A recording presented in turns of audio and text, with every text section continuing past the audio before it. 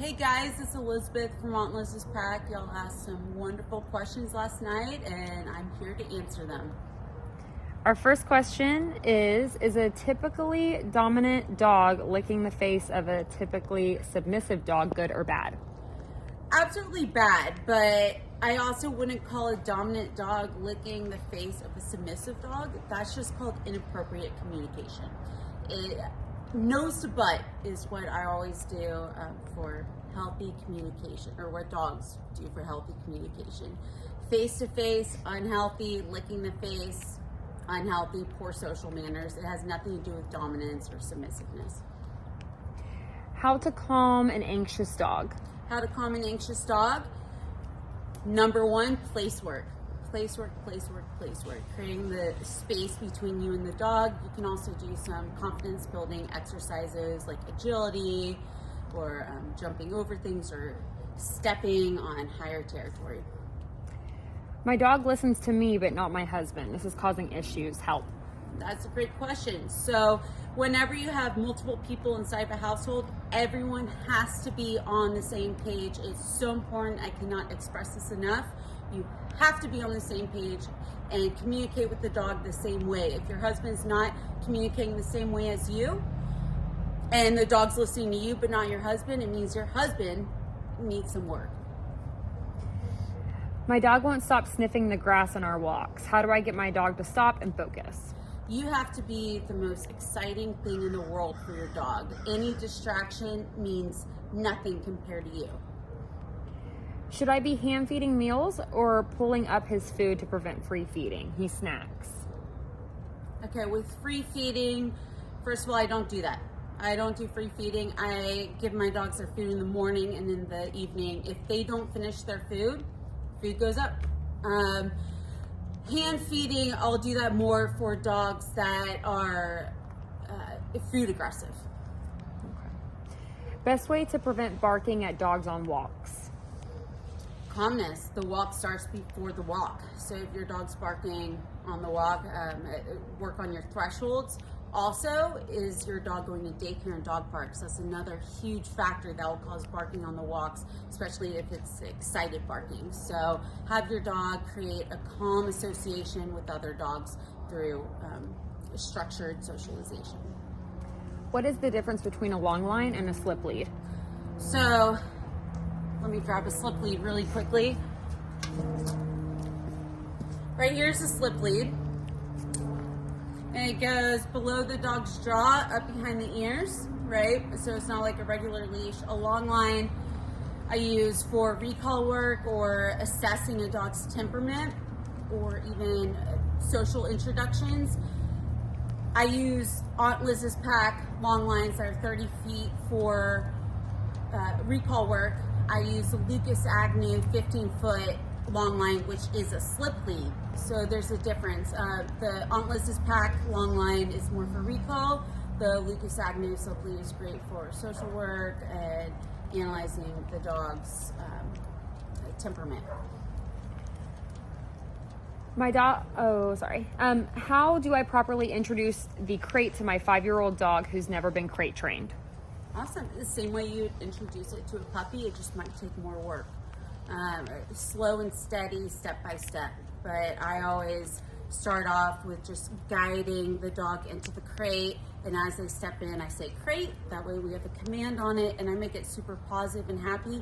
I don't shove a dog into the crate and then leave, because that creates a negative association. Do you recommend a raw food diet or a kibble diet? I personally love raw food. Kibble's great too, as long as you have the right kibble. Grain-free kibble is actually, there have been many studies where it causes heart problems. My mom's dog, for example, a 13-year-old little 10-pound mutt, was on kibble, but then as soon as she switched from grain-free to a grain diet, it's helped her heart. Do slow feeders really work? Absolutely.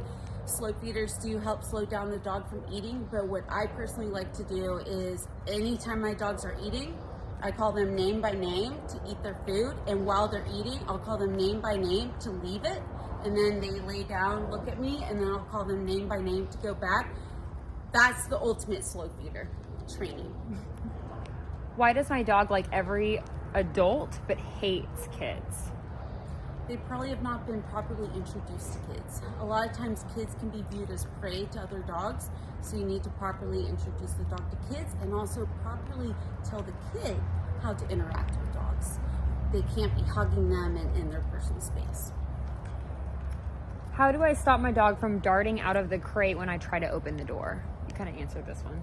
Perfect example. So whenever a dog is in a crate, I unlock the latches and slowly open it. If the dog's nose goes forward, I close the crate. And then I keep doing that, and dogs pick up on this so quickly. So the more you do that, then they start learning, okay, I'm gonna sit down and wait, eye contact, and then I'll have the crate open and then invite them out. So, and I don't say anything when I teach this exercise.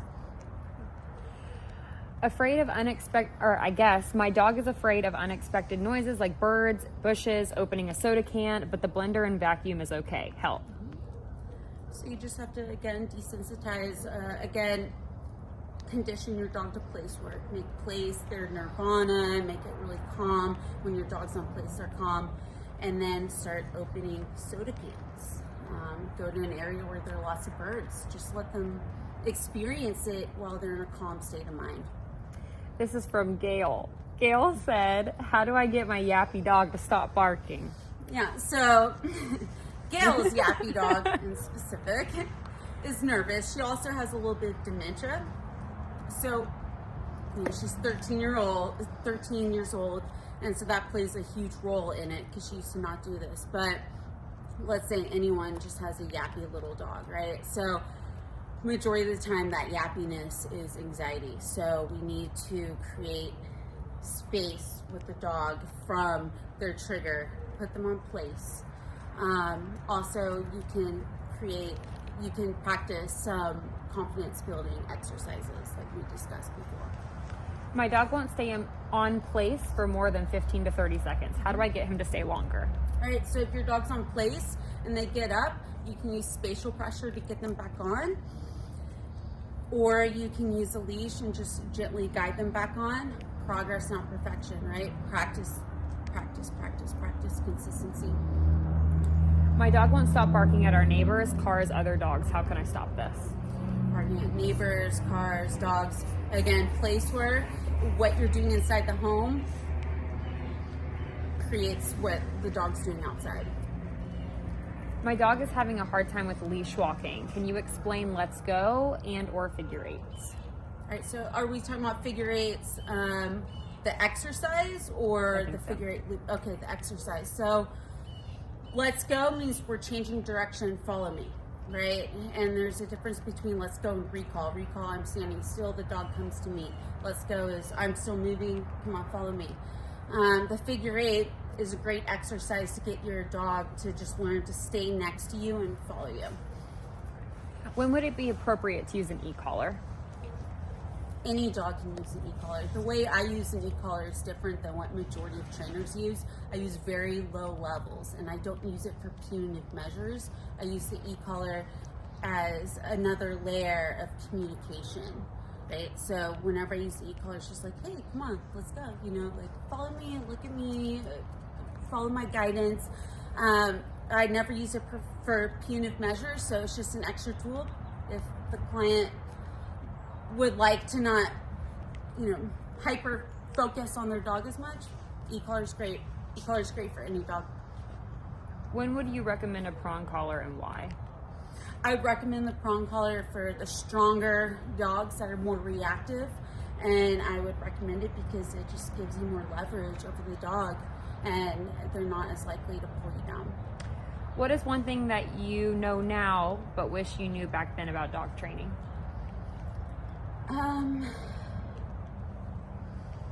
The patience it takes, absolutely. With all three of the dogs I own, they all came to me with different behavioral issues, and I had no intention of adopting any of the dogs I have now.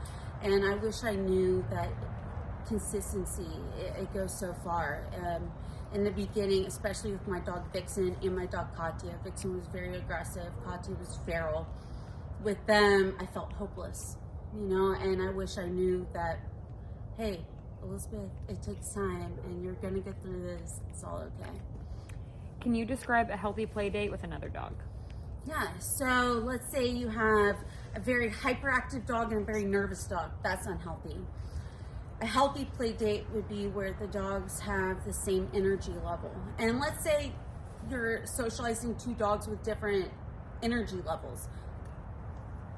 Go for a pack walk first, and then have them on long lines. Introduce them in the yard. And then when you feel confident, if you feel nervous, that's unhealthy. So make sure you feel calm and confident, then you can just let the dogs play it out. Never introduce the dogs indoors. Always start with movement, then in the yard, then you can work your way inside the home. We have 2 questions left. What's the difference between obedience training and dog psychology? Great question. So obedience training is, sit down, come, heel, up, spin, all those things. Dog psychology is learning the dog's mind. So dog psychology is purely relationship based. You're learning how your dog thinks, how your dog communicates, and then we're getting on their level so we have that clear communication. And I personally love obedience, but I start with the dog psychology before introducing the obedience. That's how you get a reliable, happy, fulfilled dog. And obedience means nothing if you don't have the dog psychology aspect down first. What are the pros of obedience training and what are the cons? The pros of obedience training is, if you want your dog to work for you, every dog needs a job. So you can use obedience to give them a job. And the cons, there's no cons unless you're doing it wrong or not having the psychology aspect first. Does that go for the pros and cons of dog psychology as well? Dog psychology is always number one. It's all pros, no cons. And the last question is, what is the number one mistake that you see people making with their dog? Sleeping in bed, walking out the door first, too much affection, too much freedom, and feeling too emotional with their dog. A lot of clients, I do behavioral training, so a lot of clients will come in like, I feel so bad for my dog. I feel so bad. It's like, stop. Like, your dog is in a great place. You're a great owner. We're going to get through this. Another thing I see is almost everyone with a rescue dog says, my dog was abused. Most likely they weren't. And we need to let go of these stories we create and just acknowledge that our dog is in a happy home right now and we're going to move forward. Thank y'all for listening. See y'all next time.